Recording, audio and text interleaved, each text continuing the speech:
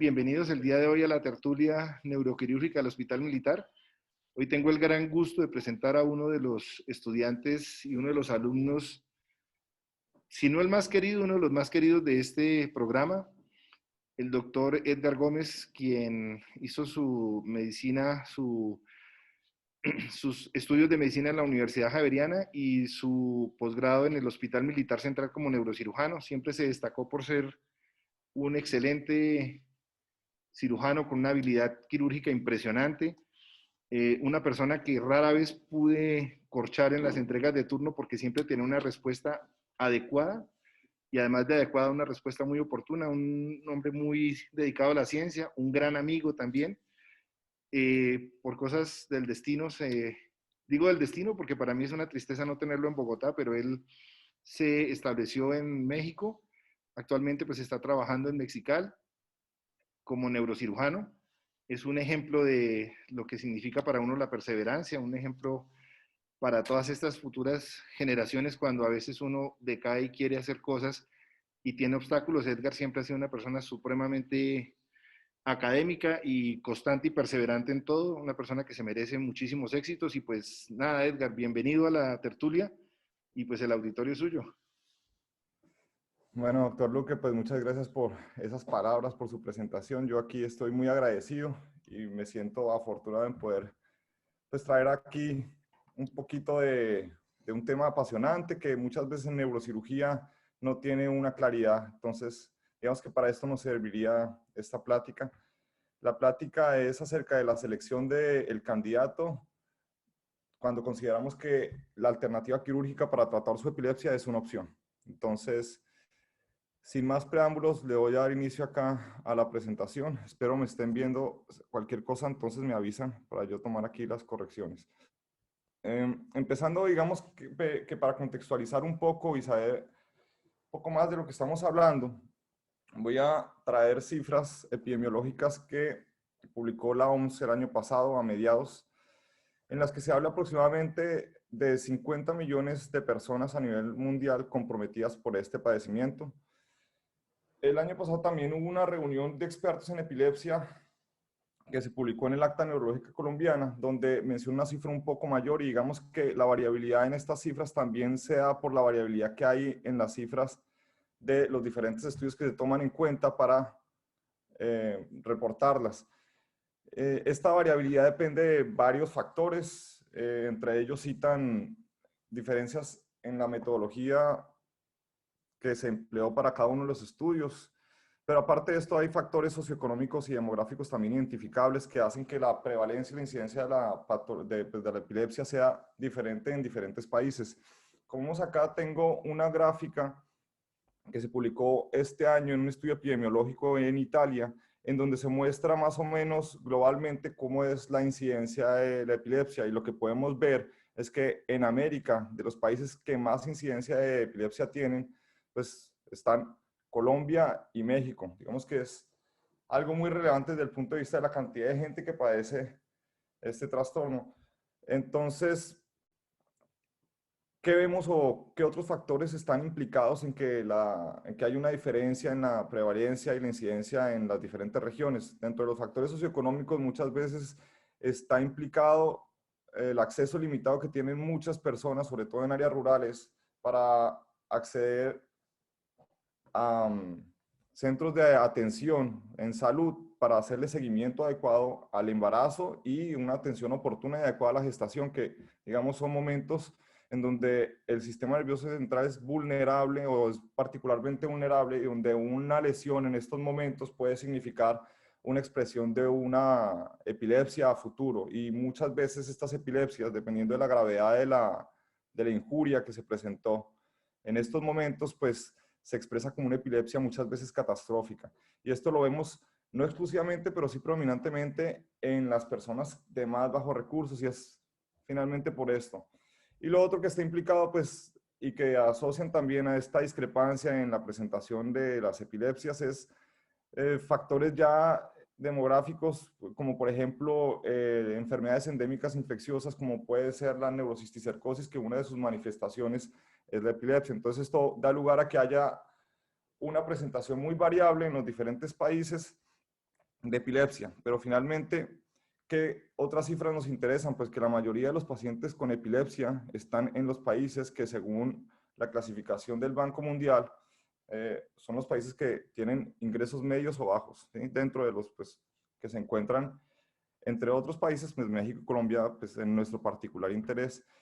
De toda o de la totalidad de los pacientes que padecen epilepsia, se sabe que hasta el 70% de ellos, si se llegan a diagnosticar de manera adecuada, se puede dar un tratamiento adecuado que le permite a ese paciente tener un adecuado control de crisis y reintegrarse a sus funciones en la sociedad. Esto nos deja un 30% de pacientes que definitivamente no van a tener un control adecuado con el manejo farmacológico. Y estos pacientes son pues los que finalmente vamos a seleccionar para evaluar qué otra alternativa terapéutica se le puede ofrecer. Y son los que llevamos finalmente a las juntas para comentar su caso y definir qué se les puede ofrecer como tratamiento, ¿listo? O como técnica. En cuanto a los costos de la epilepsia, algo rápido acerca de ellos. Se dividen en tres. Aquí menciono los dos más importantes o los dos, digamos, que son más fácilmente calculables, que son los costos directos y los costos indirectos. Los costos directos son los relacionados específicamente con la atención de la patología y los costos indirectos son los que indirectamente son secundarios al padecimiento de epilepsia. Dentro de los costos directos, por ejemplo, vemos el gasto que tienen que hacer las personas para los medicamentos antiepilépticos y dentro de los costos indirectos podemos ver, por ejemplo, las percepciones económicas que el paciente deja de percibir por el padecimiento de su epilepsia.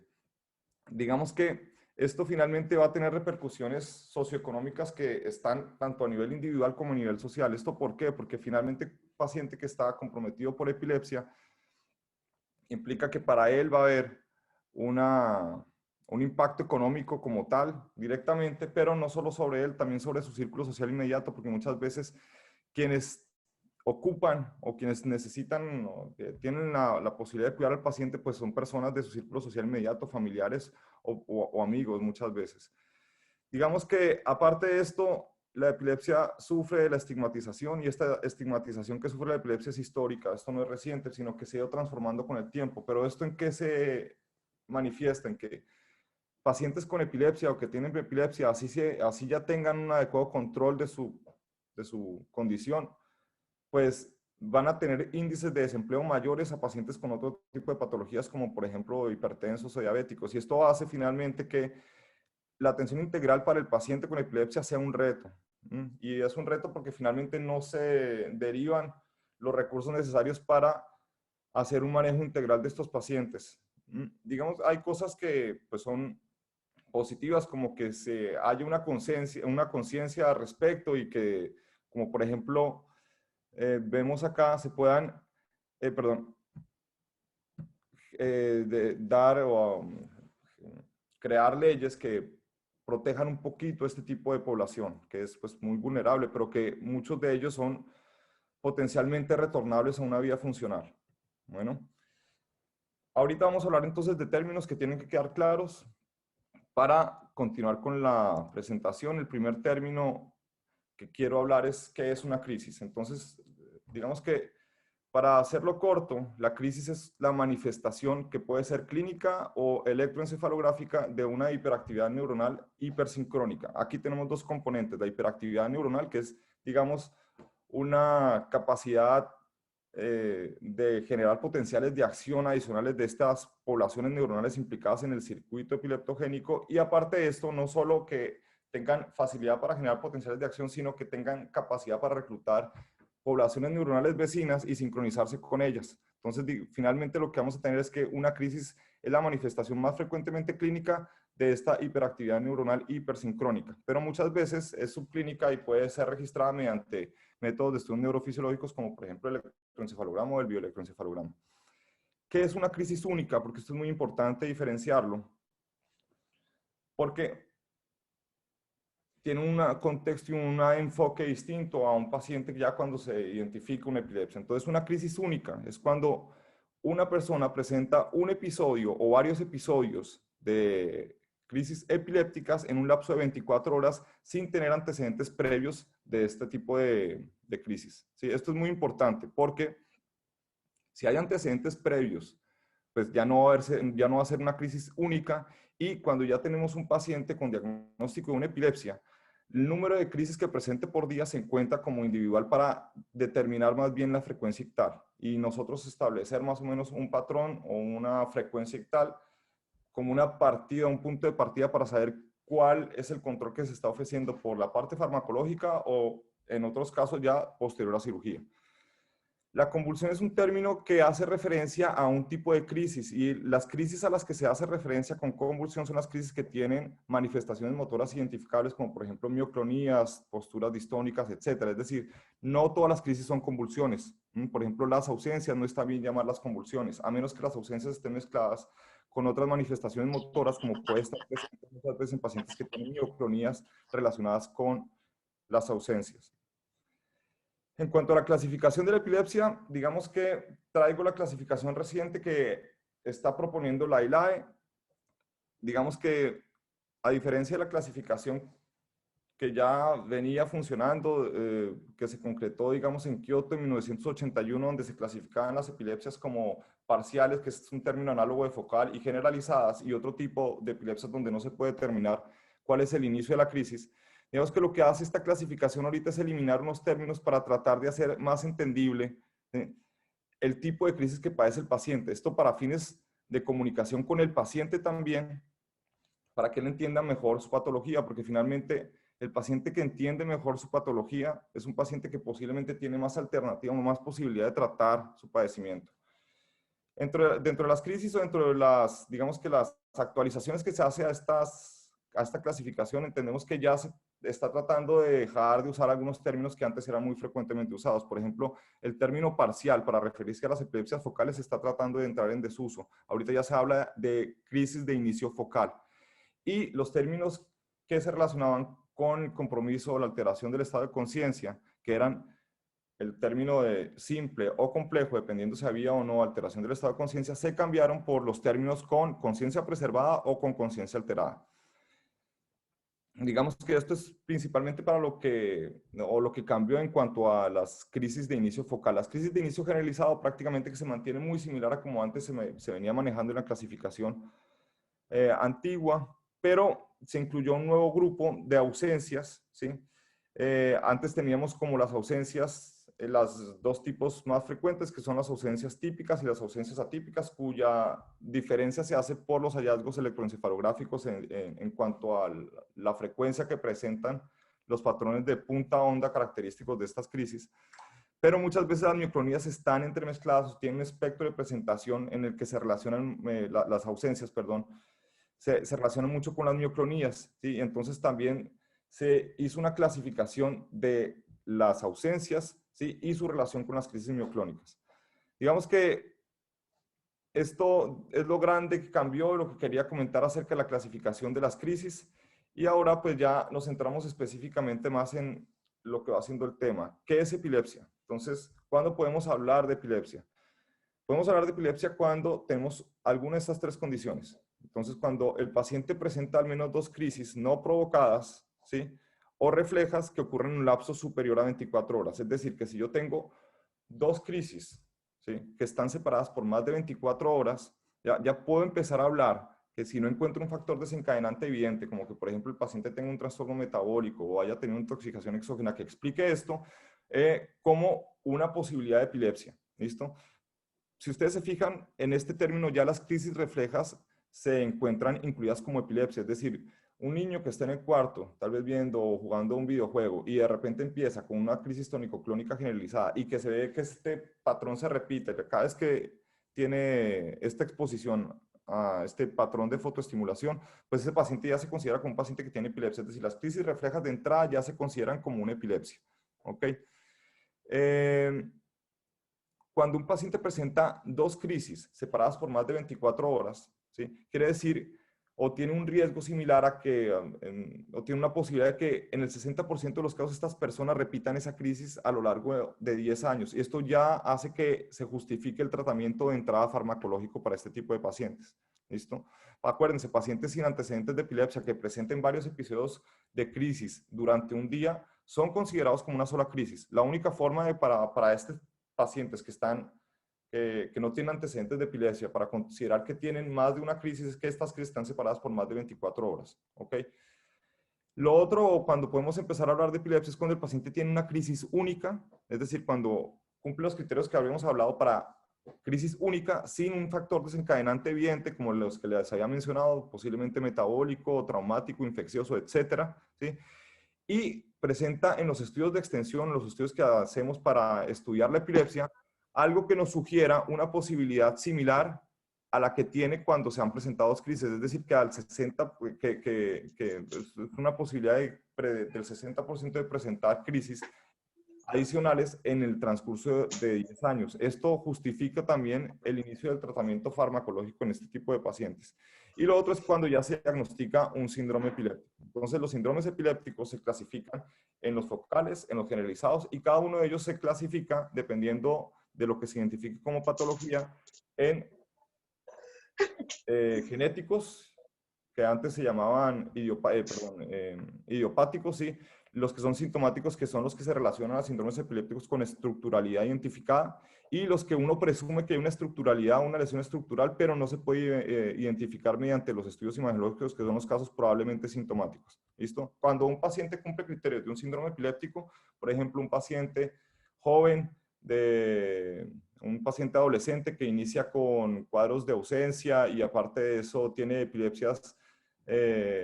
crisis tónico-clónicas generalizadas y mioclonías eventualmente, pues hay que buscarle un JANS o una epilepsia mioclónica juvenil. Y ya con esto ya tendríamos el diagnóstico de una epilepsia y tendríamos que iniciar el tratamiento acorde a la patología del paciente. Entonces, dentro de los estudios básicos para tomar decisiones al respecto, pues tenemos el electroencefalograma, y para el estudio detallado de la estructuralidad cerebral, pues tenemos la resonancia magnética. Específicamente los pacientes en los que nos vamos a centrar son los pacientes que no tuvieron un adecuado control de sus crisis con el manejo farmacológico, y esta es la epilepsia fármaco-resistente. Entonces, estos finalmente van a ser los pacientes que vamos a considerar para presentar en las juntas a determinar a ver si son o se beneficiarían de algún tipo de procedimiento neuroquirúrgico en epilepsia. Entonces, cuando hablamos de farmacoresistencia cuando el paciente ya ha sido tratado por un tiempo prudencial, ¿sí?, por 2 fármacos antiepilépticos que han sido usados como mono o en combinación y no ha tenido una ausencia sostenida de crisis. ¿Listo? Entonces, aquí hay varias cosas que tenemos que aclarar. ¿Cuánto es un tiempo prudencial? La pregunta depende, ¿sí? Depende de la patología subyacente. Porque un paciente que debuta con epilepsia, que tiene un tumor cerebral, pues ese paciente, el tiempo prudencial es operarlo inmediatamente, operarlo a la brevedad para pues, tener diagnóstico histopatológico, ¿sí?, y muchas veces tener impacto en el control de las crisis. Esto es indispensable. Pero otros tipos de epilepsias, sí, se les da un tratamiento más prolongado, incluso entre 6 meses y 2 años. Esto es lo que se considera como el tiempo prudencial dependiendo del tipo de la patología. Es decir, yo también cuando identifico claramente un paciente con esclerosis mesial hipocampal, ¿sí?, y con estudios congruentes de lateralidad de esta esclerosis hipocampal, pues no me voy a esperar los 2 años para ofrecerle el tratamiento quirúrgico. Posiblemente el tratamiento quirúrgico se va a ofrecer mucho antes de que pasen 2 años, ¿sí? Entonces, el tiempo de espera es variable dependiendo de la patología. Y lo otro, cuando considero yo que el paciente tuvo una ausencia sostenida de crisis para determinar si el paciente tiene o no una epilepsia farmacoresistente. Entonces, de lo que se habla o lo que propone la ILAD es que el tiempo sostenido de crisis para empezar a hablar de una epilepsia que está controlándose con medicamentos es cuando el paciente ha tenido un periodo libre de crisis, ¿sí?, por lo menos de 1 año, ¿sí?, o si no, 3 veces el tiempo que ha durado el paciente libre de crisis. ¿Qué quiere decir esto? Que si el paciente su tiempo máximo libre de crisis durante el inicio de su padecimiento ha sido 2 semanas, ese paciente por lo menos tiene que esperarse 1 año para considerar que el paciente ya ha tenido una ausencia sostenida de crisis. Pero un paciente que ha tenido un periodo diferente libre de crisis, por ejemplo 6 meses, ese paciente tenemos que esperar 1 año y medio para hablar de control farmacológico en cuanto a su epilepsia. La fisiopatología, finalmente, se han encontrado muchos mecanismos que dan lugar a lo que se ha considerado se presenta típicamente en la epilepsia es un desbalance entre los mecanismos excitatorios e inhibitorios, ¿sí? Por aumento de los mecanismos excitatorios y reducción de los mecanismos inhibitorios. En esto tenemos evidencia tanto en estudios, en modelos animales como en estudios clínicos. Aquí, en esta diapositiva, traigo tal vez un poquito más explicado cuáles son los factores que están implicados en las epilepsias, pero tenemos factores de todo tipo. Digamos que tenemos factores genéticos. Digamos, aquí traigo a mención el gen SC1A. Este es un gen que codifica para una de las unidades proteicas de los canales de sodio voltaje dependientes, y las mutaciones en este gen tienen una expresión variable, desde epilepsias que son fácilmente controlables o que responden al manejo farmacológico hasta extremos como el síndrome de Dravet, que es una epilepsia catastrófica, de inicio temprano usualmente, y que tiene un compromiso en el neurodesarrollo importante. Digamos que otros factores otros mecanismos de epileptogénesis involucrados son estos que se mencionan aquí en el neurodesarrollo y los que traigo a colación. Digamos que no son todos, pero sí son de los más relevantes. El primero es el modelo de rata Decker. Este modelo de rata Decker es una rata que experimentalmente se le ocasiona knockout de los genes implicados en el complejo esclerosis tuberosa tipo 1. Entonces se generan mutaciones en este gen, y a la inspección microscópica de los cortes de cerebro de estos ratones, vemos en el primer lado una neurona dismórfica. Esto es una tinción con histoquímica para neurofilamento. Estas neuronas dismórficas muchas veces también las vemos en otro tipo de patologías como displasias corticales focales, y sabemos que tienen una alta actividad eléctrica y que desencadenan, muchas veces están relacionadas con, con el inicio de la actividad eléctrica normal que propaga la crisis. Y en el otro lado tenemos una tinción para proteína glial fibrilar ácida, en donde se ve un astrocito dismórfico. Digamos que las implicaciones o las alteraciones que dan lugar al desbalance entre excitación e inhibición no exclusivamente corresponden a las neuronas. Los astrocitos tienen un papel muy importante en la regulación de la cantidad del neurotransmisor que está en la hendidura sináptica. Entonces, cuando hay disfunciones a nivel astrocitario, las concentraciones en la hendidura sináptica de los neurotransmisores puede variar, y esto puede predisponer a generar mecanismos de potenciales posinápticos excitatorios que están relacionados pues con la epilepsia. En el segundo que tenemos acá, modelo de neurodesarrollo, tenemos el knockout del gen P35. Aquí tenemos en la siguiente gráfica los cortes histológicos y la distribución dendrítica de los ratones que no tenían la mutación y a los ratones transgénicos que sí tenían la mutación. Finalmente, lo que se encuentra más o menos, los primeros son cortes a nivel del hipocampo de estos ratones, en donde se ve que hay una alteración en la laminación o en las diferentes láminas del hipocampo. En el hipocampo y específicamente ya en el giro dentado, a nivel del giro dentado, tenemos tres capas. Las tres capas son de la masa interna a la masa externa, la capa hilar, la capa granular y la capa molecular. Entonces, lo que vamos a ver muchas veces es que, aparte de presentarse una alteración en la laminación cortical, que no es tan clara como en los ratones que no tienen esta mutación, vamos a ver que la distribución del árbol dendrítico es también anormal. Digamos que lo que normalmente se encuentra en estos ratones es que la distribución del árbol dendrítico se limita exclusivamente a la capa molecular, pero en los casos de mutaciones del gen P35, el árbol dendrítico también alcanza a tener algunas ramificaciones hacia la capa hilar, y esto da lugar a patrones de estimulación aberrante que participan en el circuito de la epileptogénesis. Abajo lo que tenemos es una tinción con inmunohistoquímica de proteína glial fibrilar ácida en los ratones, en los modelos animales que no tienen la mutación y en quienes tienen la mutación, y lo que se puede ver es que hay una alteración importante en la diferenciación entre las varias capas de esta corteza del giro dentado.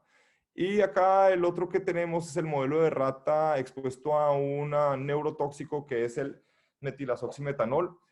Esta es una sustancia neurotóxica, pero que se emplea para estudio de patrones de migración anómalo, porque a las ratas que se exponen in útero a esta sustancia, se ve que presentan nódulos heterotópicos, como se ven en muchos trastornos de la migración neuronal en pacientes con epilepsia refractaria. Entonces aquí tenemos también un corte histológico del hipocampo de estas raticas en donde se ve que hay cúmulos de neuronas heterotópicas alrededor del ventrículo. Como podemos ver muchas veces en pacientes, esto se presenta como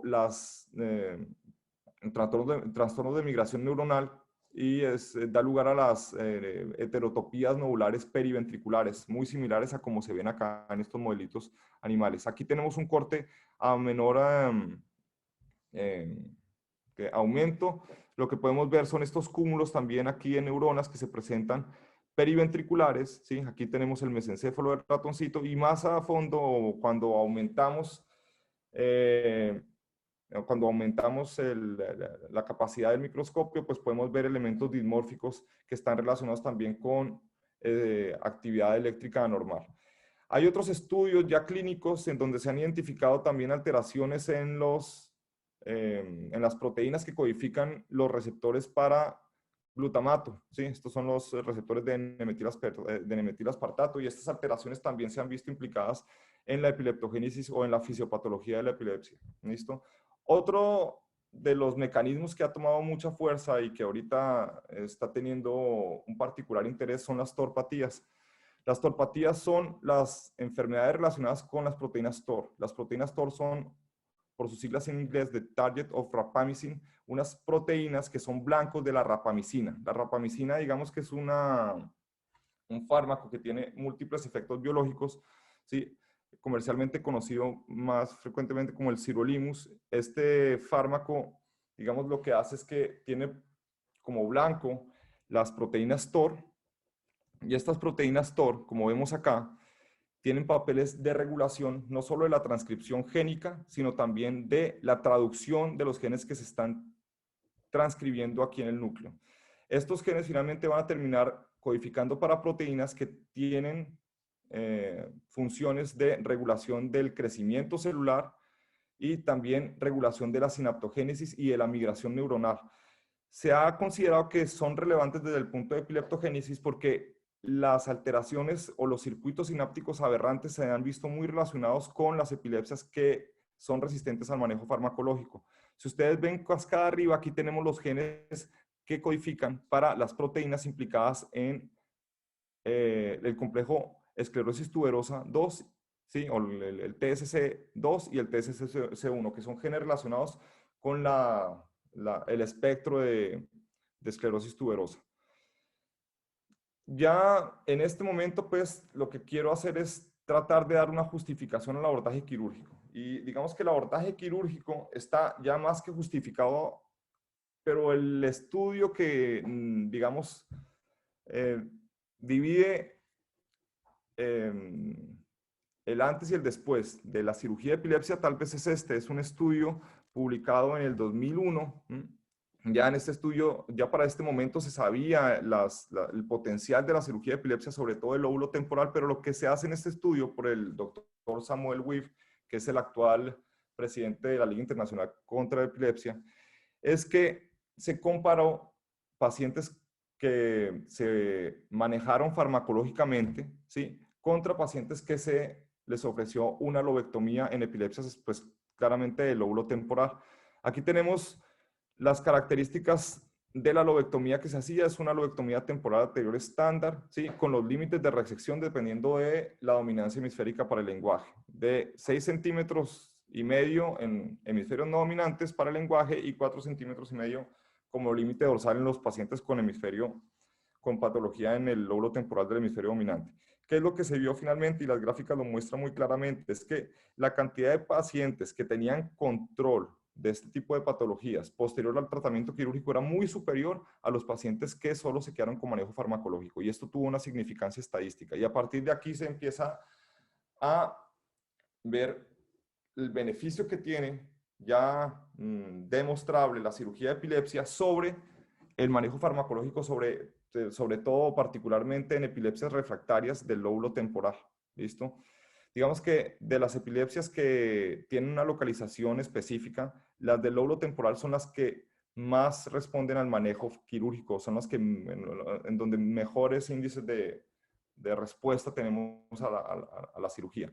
Posterior a este estudio hay muchos otros, y hay muchos otros en los que se también menciona la subutilización que hay ahorita de la cirugía de epilepsia, muchas veces por estigma o por desconocimiento de sus beneficios. ¿Cuáles son los objetivos de la cirugía de epilepsia? Los objetivos de la cirugía de epilepsia son el control de crisis, ¿sí? La reintegración del paciente a la sociedad cuando esto es factible. En los pacientes pediátricos, limitar los efectos sobre el neurodesarrollo y también pues prevenir la muerte súbita por epilepsia o relacionada con epilepsia por sus términos, por sus siglas, por lo que significa en inglés SUDEP. Bueno, los principios generales para la localización de la región del cerebro que está generando esta actividad epiléptica es esto. Se tiene que, o lo que siempre vamos a tratar de buscar es la zona epileptogénica. La zona epileptogénica es la zona, ¿sí?, cuya resección o desconexión total da lugar al control o a la libertad de crisis en este paciente. Finalmente, ¿qué pasa con esta zona? Es que no es tan fácil de determinar muchas veces. Muchas veces está fácil, muchas veces es difícil. Y no hay un estudio específico que nos determine la zona epileptogénica. La aproximación a la zona epileptogénica la podemos hacer mediante otras diferentes zonas que se relacionan con ella, que son las que vamos a hablar ahorita a seguir. Y finalmente, se habla que la zona epileptogénica más bien es un concepto teórico más que práctico, y esto es porque no vamos a saber si la zona epileptogénica fue adecuadamente resecada o desconectada, ¿sí?, hasta haber operado al paciente, porque es cuando nosotros sabemos si el paciente tuvo libertad de crisis o no, en cuyo caso vamos a ver si tuvimos un manejo ideal de la zona epileptogénica o no. Entonces, finalmente la aproximación muchas veces a esta zona se hace en el postquirúrgico cuando tenemos resultados positivos o negativos. Ya sabemos que estuvimos o no en la zona epileptogénica. De esta zona epileptogénica, la aproximación a esta zona epileptogénica se hace a partir de otras 5 zonas, ¿listo? Y estas zonas son las que voy a describir aquí, y más o menos las voy a describir en el orden en el que se empezaron a mencionar históricamente. Primero se habla de la zona sintomatogénica. La zona sintomatogénica hace referencia al área cortical que, al ser activada por la descarga epileptogénica, reproduce los síntomas típicos del paciente cuando está teniendo la crisis, ¿listo? Y esto depende de las partes del cerebro que estén estimuladas y que den esta manifestación clínica. Esto es muy importante, y aquí es importante mencionar que la descripción semiológica de las crisis que tenga el paciente es fundamental para nosotros tratar de encontrar esta zona, ¿sí? Y muchas veces la descripción semiológica ayuda mucho más que la exploración neurológica, porque muchas veces encontramos que pacientes con epilepsia pueden tener una exploración neurológica casi normal, donde posiblemente encontremos nada más alteraciones en las funciones mentales superiores, memoria, etcétera, pero no encontremos ninguna otra anormalidad o hallazgo relevante a la exploración neurológica. Entonces, por eso la semiología cobra tanta importancia. ¿Por qué cobra importancia la semiología? Pues porque se sabe que hay manifestaciones clínicas de las crisis que permiten localizar en los diferentes lóbulos cuál es la zona sintomatogénica e incluso lateralizarlos, ¿listo? Para esto es muy importante que pues tener una adecuada descripción de la crisis, o si no, lo que más frecuentemente hacemos es tratar de ver la crisis.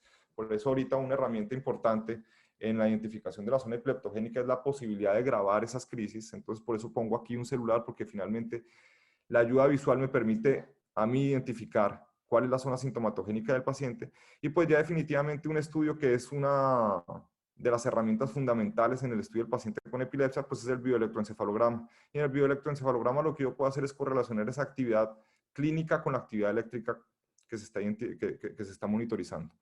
Entonces, este es el área sintomatogénica. Entonces, para eso tenemos que hacer una muy buena descripción semiológica del paciente para tratar de dar lugar a su localización.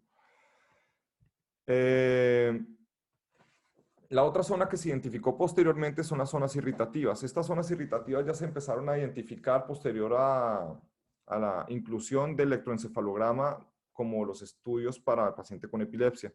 El electroencefalograma se incluye o se empieza a emplear posterior a su presentación en 1929 por el doctor Herbert.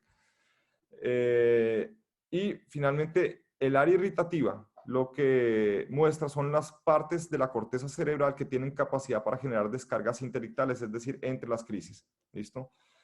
¿Qué podemos decir del área irritativa? Que no es una región fija, digamos que es una región que está sujeta a variaciones dependiendo de los estudios que hagamos. Entre más estudios hagamos, vamos a ver que es un área que no es estática, puede estar sujeta a cambios. Y muchas veces, no siempre, pero sí muchas veces el área irritativa es más extensa que la zona epileptogénica. ¿Listo? ¿Cuáles son los estudios que empleamos para identificar cuáles son las áreas irritativas? Pues el estudio básico es el electroencefalograma, y en el electroencefalograma lo que buscamos son los patrones que me permiten identificar cuándo hay descargas de manera interictal. Entonces, ¿cuáles son los que se mencionan como grafoelementos que se consideran como patrones de descarga interictal? Muchas veces en entecimientos focales, ¿sí? Y otros tipos de grafoelementos que ya conocidos por su correlación con las crisis, que son las puntas, las ondas agudas o los complejos punta onda lenta o polipunta onda lenta. Digamos que aquí tenemos algunos de ellos, los que podemos ver como característicos son estas ondas en punta, ¿sí? O estas ondas agudas, ¿listo? Y estas ondas, pues cuando se presentan en periodos interictales, nos hablan de áreas irritativas.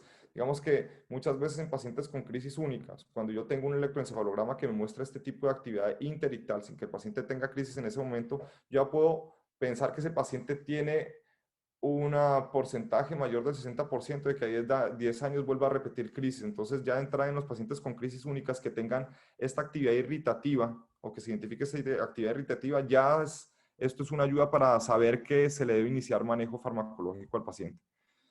El bioelectroencefalograma finalmente es una herramienta fundamental para el estudio de pacientes, sobre todo con epilepsia fármaco resistente.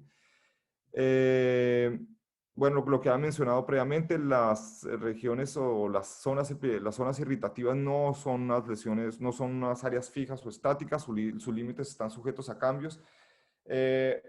Lo que vemos acá, pues finalmente es la correlación de la actividad eléctrica cortical con la manifestación clínica. ¿Listo? Digamos que este es un electroencefalograma, perdón, un bioelectroencefalograma de un comportamiento normal. Aquí no hay ningún tipo de grafoelemento epileptiforme, como los que se mencionaban previamente. Otros estudios para identificar estas áreas irritativas, ya cuando queremos dar una mayor aproximación, con una mejor resolución temporal de la actividad eléctrica para planear una resección o una desconexión de las áreas dependiendo de su localización, pues es la electrocorticografía transoperatoria. Y digamos que es una herramienta útil que permite identificar más precisamente las zonas que corresponden a áreas irritativas o áreas de inicio ictal, porque muchas veces podemos identificar dónde se está iniciando la actividad eléctrica anómala en este tipo de pacientes.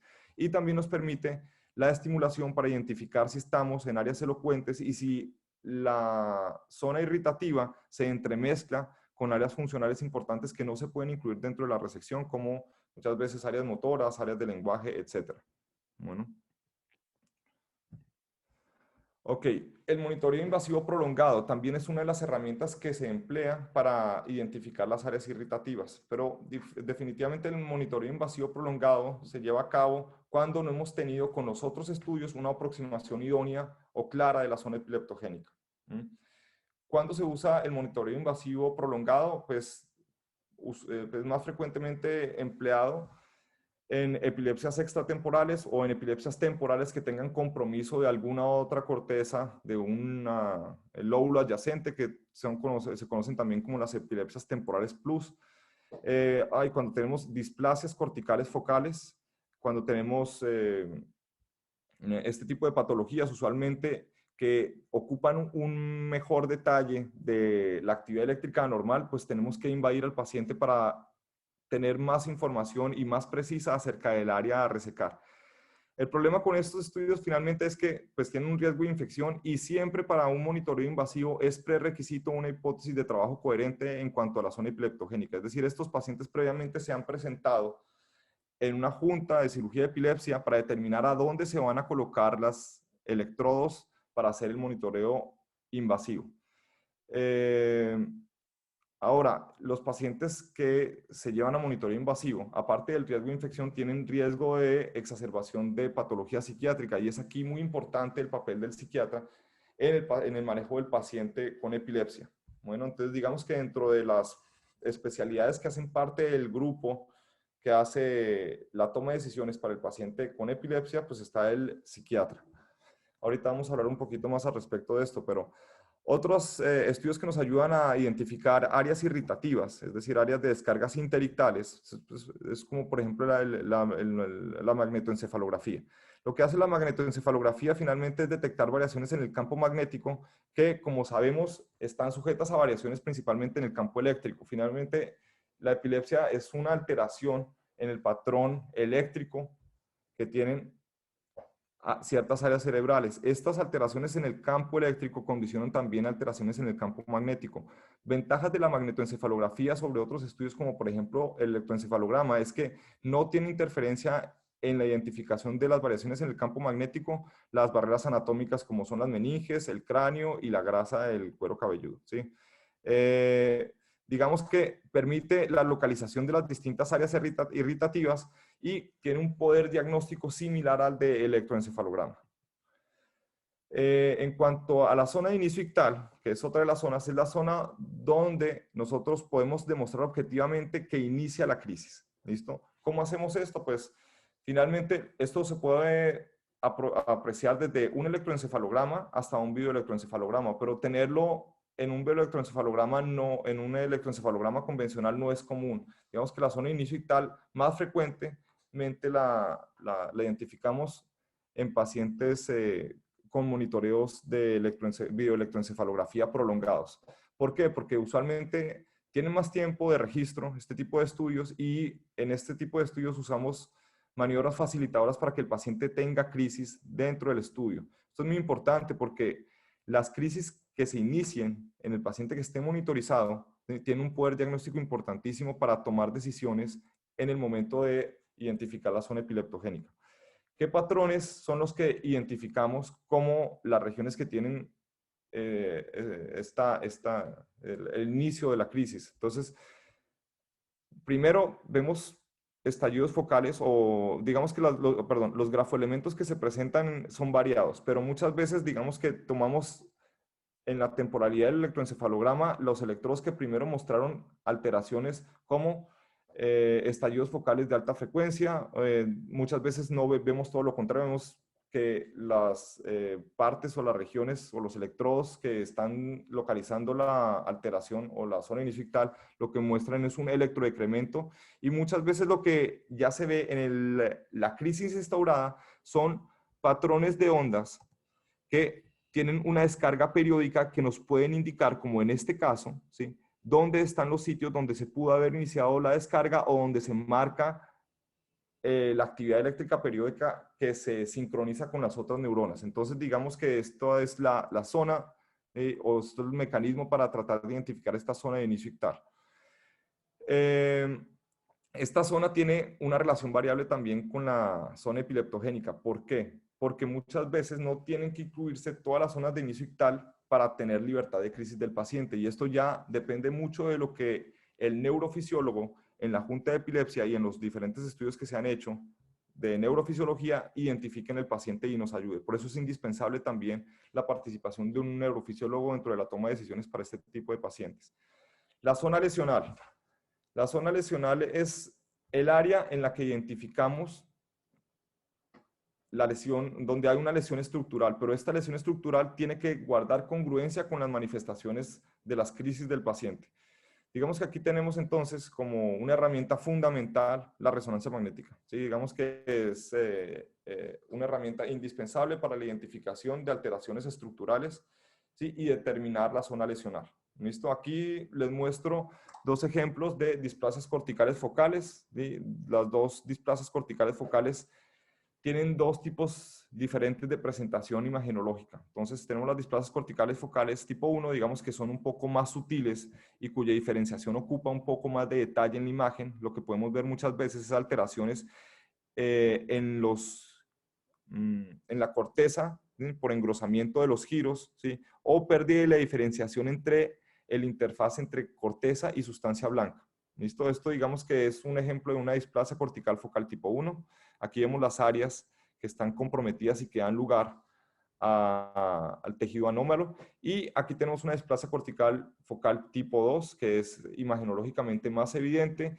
Tiene característicamente, o muchas veces podemos ver este signo, que es el signo transmanto, que es como una hiperintensidad que se presenta, que conecta al ventrículo con el área cortical que está comprometida por la displasia cortical. Entonces, digamos que la zona lesional tenemos que mirar si guarda relación con las manifestaciones clínicas de la epilepsia para saber si hace parte como tal de la zona lesional. Y la zona lesional guarda, perdón, me devuelvo un poquito, guarda mucha relación también, o tiene una relación, digamos que muy variable con la zona epileptogénica, porque muchas veces o vemos que no es necesario en ocasiones resecar la totalidad de la lesión para tener control de la crisis, pero muchas otras veces sí se necesita. Entonces digamos que esto también va de la mano de la interpretación de los otros estudios y de las otras zonas que me ayudan a identificar la zona epileptogénica. La zona de déficit funcional es la que me muestra el área que tiene una alteración en su funcionamiento por diferentes métodos. Digamos que la zona de déficit funcional se puede identificar desde la exploración neurológica si el paciente tiene alguna alteración en su examen, que es identificable o perceptible, pero también se puede identificar mediante estudios funcionales. De aquí los estudios funcionales a los que hago referencia son el PET y el SPECT y el test de WADA. ¿Listo? Dentro de estos estudios funcionales, digamos que va a tomar importancia las áreas de parénquima cerebral, que muestran alteraciones en la captación del radiotrazador con respecto a otras áreas cerebrales. Aquí tenemos un PET en este lado que está fusionado con una resonancia magnética para permitir una mejor localización de las áreas alteradas. Este es un PET interictal, un SPECT, perdón, interictal, en donde lo que podemos ver es una disminución o una hipoperfusión del lóbulo temporal del lado derecho con respecto al contralateral. Entonces aquí hablamos un poquito de estos estudios funcionales. Los estudios funcionales que me permiten o que son apoyos diagnósticos, digamos que estos estudios no siempre los vamos a terminar haciendo si podemos determinar una adecuada zona epileptogénica con la resonancia magnética, el electroencefalograma y el bioelectroencefalograma, pero toman mucha ayuda cuando estos estudios previos no nos permiten dar un detalle adecuado o una aproximación adecuada a la zona epileptogénica o cuando hay discrepancia entre estos estudios. Bueno, el SPECT es un estudio que mide la perfusión del parénquima cerebral mediante un radiotrazador que usualmente es el tecnesio 99. Y lo que vemos en pacientes con epilepsia es que hay una alteración que depende de si el paciente está en crisis o está en el periodo interictal. Lo que vemos en el SPECT es que hay un hipometabolismo, usualmente cuando el paciente está en el periodo interictal, y cuando hay crisis y se hace un SPECT ictal, vemos que hay un aumento de la perfusión de estas áreas cerebrales. Entonces, digamos que ayuda a orientar y muchas veces a lateralizar la crisis cuando nosotros no tenemos, como ya les había dicho, una claridad con los estudios previos realizados. El PET, aquí me quedó mal, discúlpenme, es la tomografía por emisión de positrones. Lo que mide más bien es el metabolismo de las distintas áreas cerebrales, ¿listo? Y para esto existen distintos radiotrazadores. El más empleado para medir metabolismo es la fluorodesoxiglucosa. ¿Qué es lo que vemos? Vemos algo similar al PET, al SPECT, perdón. Áreas de hipometabolismo en el periodo interictal que se vuelven hipermetabólicas en el momento de la crisis, es decir, en el momento ictal. ¿Qué diferencias hay entre el PET y el SPECT? Digamos que hay diferencias de resolución espacial, tal vez es un poco más detallado, permite una mejor resolución el PET que el SPECT.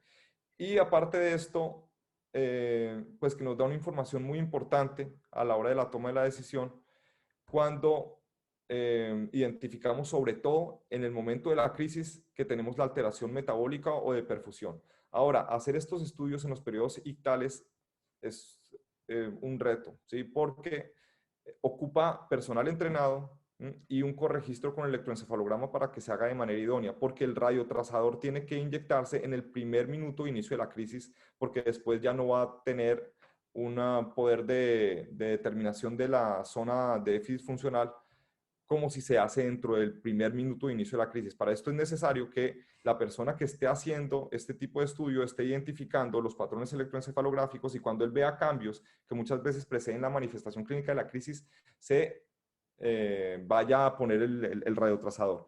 Con el PET existe una limitante adicional y es que los radiotrazadores que se usan para el PET tienen un tiempo de vida más corta. Entonces, hacer que coincida el tiempo de vida corta con la crisis del paciente es mucho más, digamos que más difícil, ¿no? Ok. Finalmente, ¿qué hacemos con todas estas zonas? Lo que hacemos con todas estas zonas es tratar de identificarlas y evaluar si confluyen en una misma zona de parénquima cerebral. ¿Por qué es importante esto? Porque si todas las zonas que antes describí confluyen en una misma área, esto me va a predecir que el paciente es un buen candidato para posiblemente un procedimiento resectivo, ¿sí? Sí es factible hacer la resección.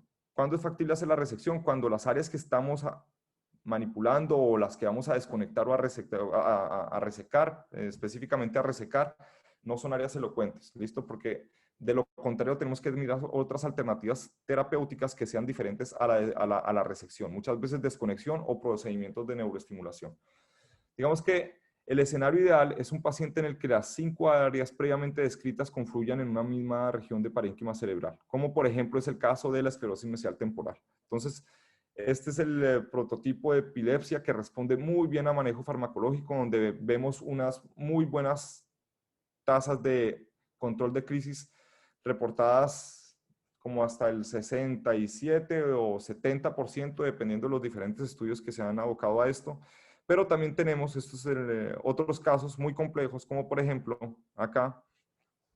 Este es un caso de una esclerosis tuberosa, un paciente con múltiples túberes dentro de y con crisis de diferentes manifestaciones, en donde es muy difícil identificar cuál de los túberes es el que está generando las crisis y cuál es el túber que se tiene que intervenir para controlar la epilepsia. Entonces, digamos que estos pacientes que tienen discrepancia en la zona epileptogénica ofrecen un reto diagnóstico y terapéutico, pero aparte de eso, pues su manejo, posiblemente la posibilidad de llegar a controlar las crisis en estos pacientes sí es mucho más limitada que en pacientes en los que la zona epileptogénica está más delimitada. Este es el esquema que usa el doctor Mario Alonso en el Instituto Nacional de Neurología y Neurocirugía en México desde, en Ciudad de México, perdón, desde el 2001.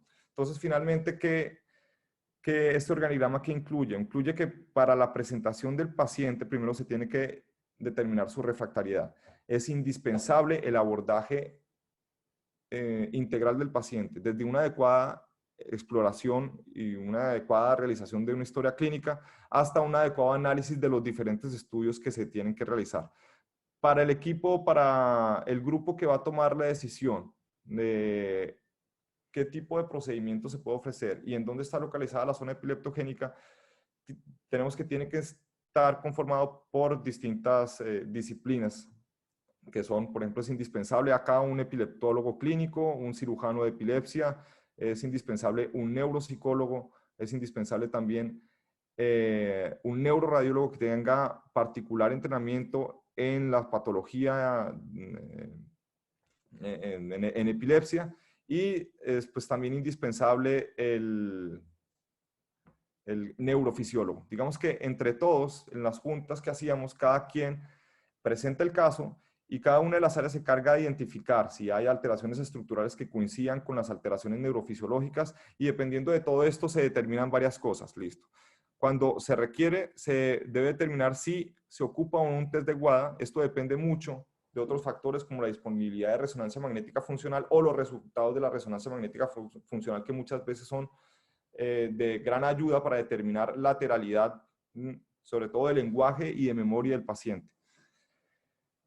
Cuando se hace la presentación del caso, se determina si la zona epileptogénica que se ha concretado es clara o si es confusa. Y si es confusa, se determina si el paciente es candidato a estudios invasivos para tratar de delimitar un poco más esta zona.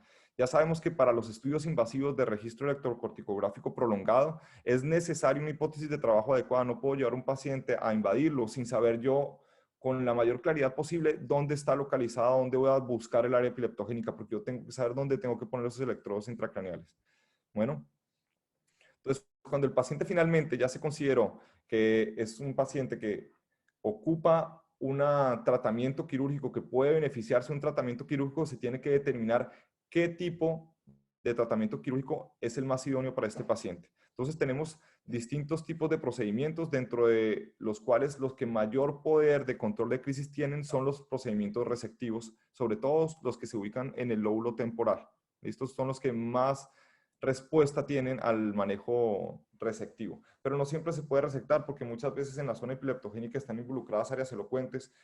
Y en este tipo de pacientes, pues tenemos que determinar si aparte de la resección, o sea, acoplamos un procedimiento de desconexión que no causa un déficit mayor, o si definitivamente ya este paciente va a ser candidato más bien a una alternativa paliativa como la desconexión mediante callosotomías o transecciones supiales múltiples o procedimientos de neuromodulación como la estimulación del nervio vago o estimulación de otros blancos como el núcleo anterior talámico, etc. Entonces ya dependiendo de lo que se considere en esta junta se va como más o menos a definir cuál es el mejor abordaje y qué es lo que más va a beneficiar al paciente. Dentro de otros estudios que tenemos adicionales que nos ayudan muchas veces a diferenciar cuando tenemos problemas para lateralizar las crisis está la espectroscopía. Entonces, finalmente, ¿para qué nos sirve o para qué nos ayuda la espectroscopía? Pues la espectroscopía nos ayuda para hacer una aproximación etiológica cuando no sabemos muy bien en qué consiste la lesión. Pero en epilepsia, la espectroscopía es muy útil para lateralizar la crisis, sobre todo en epilepsias del lóbulo temporal cuando tenemos compromiso hipocampal bilateral. Entonces, hay índices de las diferentes sustancias identificadas, ¿sí? Que es el índice que traigo acá, que es N-acetilaspartato sobre creatinina más colina. Cuando este índice es menor a 0.7, yo puedo empezar a pensar que ese hipocampo tiene alguna alteración estructural que sí se correlaciona, ¿sí? con la actividad eléctrica encontrada en los estudios neurofisiológicos, pues lo hace un buen candidato al manejo quirúrgico. Ahora, cuando yo tengo que los dos hipocampos tienen índices o los índices mencionados por debajo de este valor, tengo que diferenciarlos o tengo que lateralizarlo. Digamos que la espectroscopía me permite diferenciar esto cuando hay una discrepancia entre los índices de más del 11% entre uno con el otro. El que más bajo tenga el índice va a ser el hipocampo que más está comprometido y muchas veces esto nos permite tomar decisiones para saber qué hipocampo va a ser el que vamos a resecar. La tractografía, digamos que es una herramienta diagnóstica también que nos ayuda en el planeamiento, sobre todo quirúrgico. Como vemos acá, la tractografía nos permite reconstrucción de tractos funcionales específicos. Aquí tenemos, por ejemplo, la reconstrucción del tracto córtico-espinal y la reconstrucción del fascículo arcuato. Digamos que el fascículo arcuato en la epilepsia del lóbulo temporal es muy importante, sobre todo porque este fascículo arcuato está implicado en la conexión que tienen las áreas de Wernicke con las áreas de Broca. Y muchas veces para evitar lesiones adicionales en lenguaje, cuando hacemos resecciones de lesiones en lóbulos temporales del hemisferio dominante para el lenguaje, tenemos que tener en cuenta cuál es la disposición del fascículo arcuato, como aquí lo vemos, con respecto a la zona lesional. Bueno, otra importancia de la tractografía es que muchas veces se emplea para tratar de realizar lobectomías que sean selectivas para tratar de evitar defectos en el campo visual. ¿Por qué? Porque finalmente en el lóbulo temporal vamos a tener una de las radiaciones ópticas que al ser involucradas dentro de la resección dan lugar a defectos campimétricos de grado variable que pueden ir desde cuadrantanopsias hasta hemianopsias. Ok, la resonancia magnética funcional, como les mencionaba ahorita, también es otra herramienta que no solo nos permite muchas veces lateralizar funciones como lenguaje, memoria y otras funciones motoras como tal, sino también identificar qué ha pasado con las diferentes áreas y su localización con respecto a lesiones que están involucrándolas. Entonces aquí tenemos una resonancia magnética funcional y lo que podemos ver, perdón, es la relación que tiene el área identificada mediante resonancia magnética funcional con la lesión tumoral y así planear un procedimiento quirúrgico pues más selectivo y que involucre menos funcionalidad en el paciente. Finalmente, ¿qué tenemos que hacer? también la otra herramienta es pues, la estimulación cortical. Cuando vemos que las áreas epileptogénicas se están involucrando o están muy próximas a regiones elocuentes, pues tenemos la posibilidad de estimulación cortical. Entonces, en la primera imagen tenemos una estimulación cortical de la franja somatosensorial y en la segunda tenemos una estimulación cortical en un paciente en áreas del lenguaje. Aquí está la neuropsicóloga haciendo su análisis o su examen, mientras se hace la estimulación de las diferentes áreas que se quieren someter a su investigación. Bueno, finalmente, en cuanto a conclusiones de la charla, bueno, ya sabemos, la semiología es de suma importancia para la toma de decisiones, para la determinación de la zona sintomatogénica.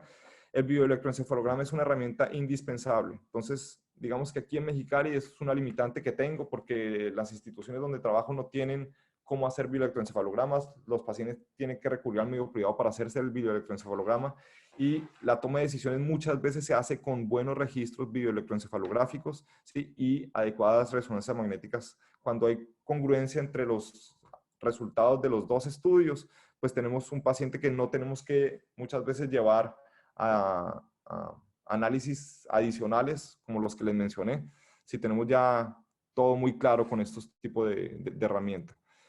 Para el registro electrocorticográfico invasivo es preciso siempre, cuando ya consideramos que un paciente ocupa monitorizarse de manera invasiva para tener mejor resolución espacial del área de cerebro, las áreas involucradas en la zona epileptogénica, es necesario tener una hipótesis de trabajo congruente, que sea determinado mediante una junta como la que les mencioné para un mayor beneficio para el paciente.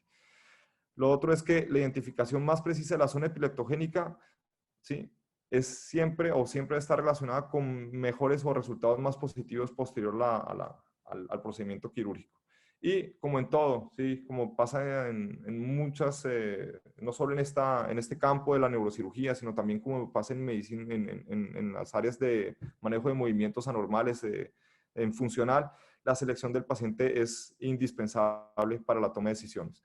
Entonces, bueno, yo aquí hasta aquí llega la plática. Me despido con una frase que me decía frecuentemente el profesor Luque cuando quería que agilizáramos el cierre un poquito, porque nos estábamos demorando, y era: Edguitar, como decíamos nosotros en nuestros tiempos, cierre que nos ven. Y pues, doctor, espero les haya sido de ayuda, un poco informativa la plática, y espero, pues, estoy atento a preguntas que tenga el auditorio. Pues Edgar, muchas gracias. Usted como siempre nos tiene acostumbrados a unas excelentes conferencias y esto es todo un capítulo y algo que a usted lo apasiona, es algo que desconocemos muchos de los neurocirujanos y pues en el auditorio yo sé que hay muchas preguntas, está el doctor Chacón, el doctor González. Me gustaría, antes de darle la palabra a alguien que quiera intervenir, tratar de escuchar si de pronto tiene algún comentario el doctor Oscar Zorro. No sé si está en el auditorio. Buenos días, sí señor, sí, doctor Luque. Buenos días, Oscar. Bienvenido. Doctor Gómez. Pues, doctor Gómez, no, pues felicitarlo porque nos hace una charla tremendamente ilustrativa de lo que es la cirugía de epilepsia, abarcando desde la semiología hasta los últimos hitos tecnológicos. Me encantó la charla. Pues el comentario que yo tengo que hacerle es, y lo que le comento a mis residentes y a la gente joven, que o sea, a mí me acompaña un profundo nacionalismo y un profundo amor por Colombia y por las cosas que hacemos. O sea, la gente joven, o sea, siempre es, no, acá, esta ley 100 es una porquería, esto es todo, o sea, uno ve los pacientes, ve la gente que se está formando como con una resistencia hacia nuestro sistema de salud, y yo lo veo todo lo contrario.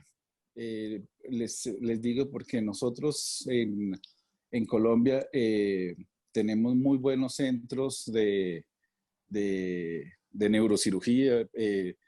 Escuché la charla en diferido del doctor Luque, por ejemplo, es una charla de un neurocirujano colombiano con 1.400 aneurismas, hágame el favor, eso es para mostrar no solamente en Colombia, sino a nivel mundial. Y así en cualquier campo, en cirugía de columna, y la cirugía de epilepsia no es la excepción. Los centros en Colombia, nosotros tenemos a disposición todo lo que se hace en un centro de primer mundo. O sea, se puede, estoy seguro que en el hospital militar, en cualquier hospital universitario, podemos hacer muy buena cirugía de epilepsia. Tenemos lo básico, resonadores, videotelemetría, tenemos posibilidad de hacer resonancia magnética funcional, tenemos terapia endovascular por si hay algunos pacientes que necesite realizar test de WADA, podemos hacer espectroscopía, podemos hacer tractografías. En Colombia los centros pueden invadir con rejillas, podemos invadir con esteroid, ¿sí? Entonces, yo pienso que la charla del doctor Gómez básicamente es lo que nosotros hacemos en los centros de cirugía de epilepsia en Colombia, grupos multidisciplinarios. Una cosa que tiene el neurocirujano colombiano es que la gente y el neurólogo y todo, la gente sale y se forma bien y trae toda esa información y todo el mundo crece. Entonces yo creo que en nuestros programas de neurocirugía y todo, a pesar de que mucha gente no los ve así, yo los veo con un potencial tremendo en todos los campos. En cirugía de epilepsia, en este momento nosotros hacemos una cirugía como se hace en México, como se hace en cualquier sitio del mundo, con esteroid, con tractografía, con resonancia magnética funcional, y a su vez los resultados que nosotros tenemos son los resultados congruentes con los centros latinoamericanos de México, de Brasil o a nivel mundial. Entonces, básicamente ese era mi aporte, felicitarlo por la charla, pero para la audiencia decirles que, hombre, sí, estamos en Colombia, hay muy buenos centros, no solamente de neurocirugía funcional de epilepsia, no, a todo nivel. Por ejemplo, la charla magistral del doctor Cerrato de más de 100 tumores medulares, eso es una cosa fantástica que es de aplaudir. Ese era mi comentario. Muchas gracias. Oscar, muchas gracias. ¿Está en el auditorio también el doctor Cerrato? Sí, Juan Carlos, buenos días. Oscar, buenos días. Muchas gracias. Primero que todo, pues para felicitar a Edgar por su excelente presentación.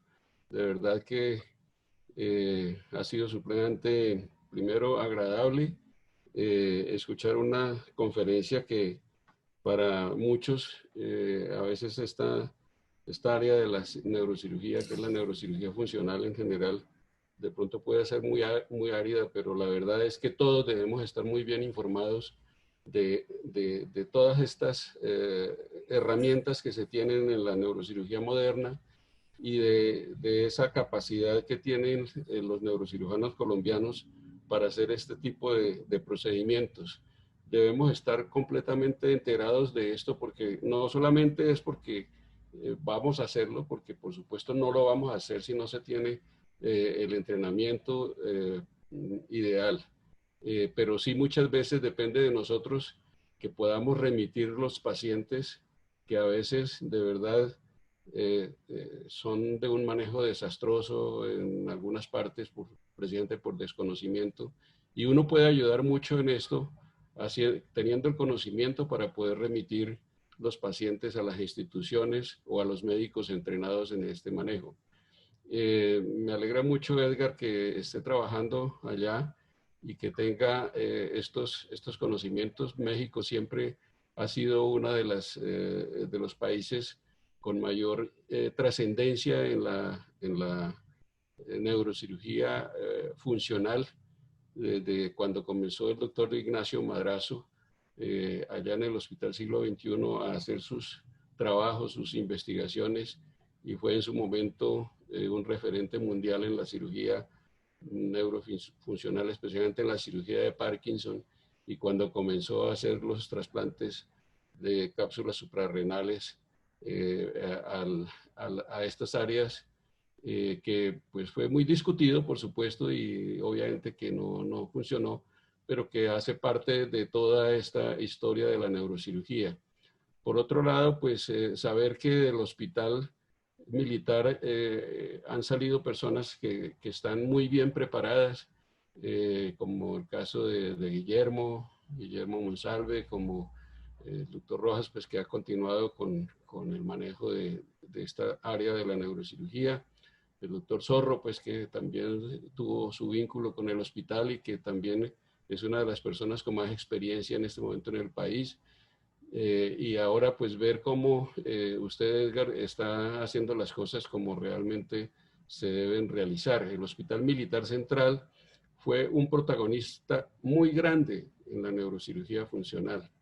Desafortunadamente, pues muchos no lo saben y yo creo que la gran mayoría de las personas que están en este momento acá en esta presentación no tienen ni la menor idea del protagonismo que tuvo el servicio de neurocirugía del hospital en el país y en Latinoamérica, cuando el doctor Fernando Gutiérrez Lara comenzó a hacer sus procedimientos quirúrgicos y en ese momento, cuando yo era interno, 1975, muchos, la mayoría no habían nacido, y por supuesto que él hacía estos procedimientos iniciales solamente con una radiografía bilateral de cráneo.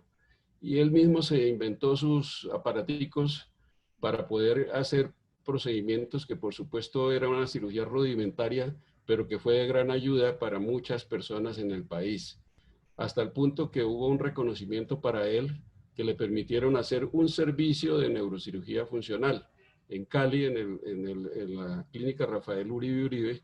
A él le permitieron hacer eso y todos los pacientes con patologías de esta índole eran remitidos del seguro de cualquier parte del país a la clínica de Cali del Seguro Social. Además, pues en el hospital también tuvimos a estas personas de las que yo le hablo. El doctor Fernando Gutiérrez, pues comenzó precisamente después de que se entrenó con el doctor Cooper, que ustedes saben en la historia de la neurocirugía funcional, en Nueva York fue de los pioneros de este tipo de procedimientos.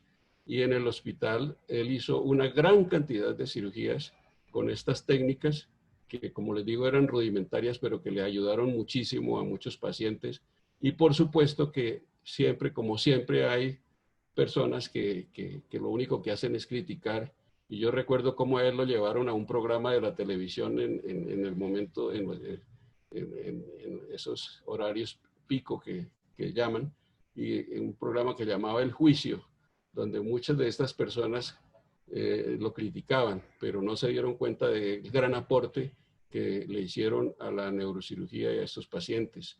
De tal manera que yo a mí me alegra muchísimo ver que desde estas cirugías rudimentarias que él hacía con una radiografía bilateral, él hizo en el servicio, allá en la sala 13, hizo que le organizaran las cosas de rayos X para poder hacer los procedimientos, ¿no? Y allí yo le vi hacer hipotalamotomías, campotomías de Forel, cingulotomías, callosotomías, etcétera. Todo esto que es historia, por supuesto, pero la historia hay que conocerla para no tener que repetirla.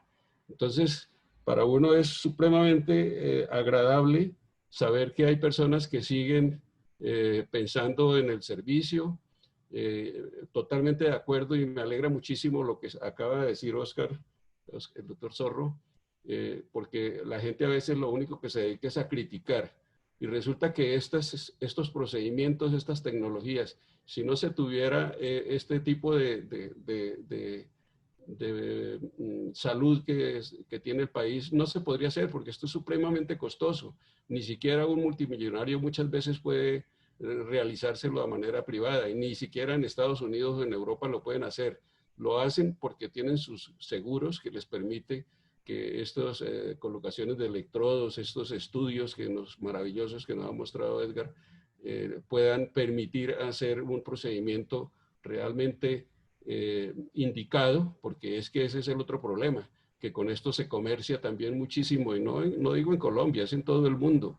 De tal manera que por eso, así como lo mostró Edgar, que hay que hacer una junta médica, juntas que son conformadas por neurólogos, neuropsicólogos, psiquiatras, fisiatras, neurocirujanos funcionales, etcétera. Así es como se debe hacer para poder determinar qué paciente es el que debe ser sometido a cirugía. Y casi más que sea el neurocirujano quien decide el procedimiento, es ese grupo que es como un fiscal que va a tomar la decisión en un momento dado para hacer estos procedimientos. Hay mucho para hablar del hospital, de verdad que ha sido un protagonista y yo me siento muy orgulloso de saber que pude conocer a todas estas personas. El doctor Víctor Hugo Rosas, que Edgar debe conocerlo allá en México, fue profesor mío inclusive, y lo mismo Luis García, allá en el Hospital Siglo XXI, donde yo estuve haciendo un curso de neurocirugía funcional con él, cuando comenzaron a hacerse las biopsias estereotáxicas. Son personas que estuvieron en el hospital, allí lo estuvimos, el doctor Víctor Hugo Rosas, inclusive yo le ayudé a una cirugía para colocar unos electrodos supracerebelosos ahí en la sala 3 en la que ustedes trabajan todavía.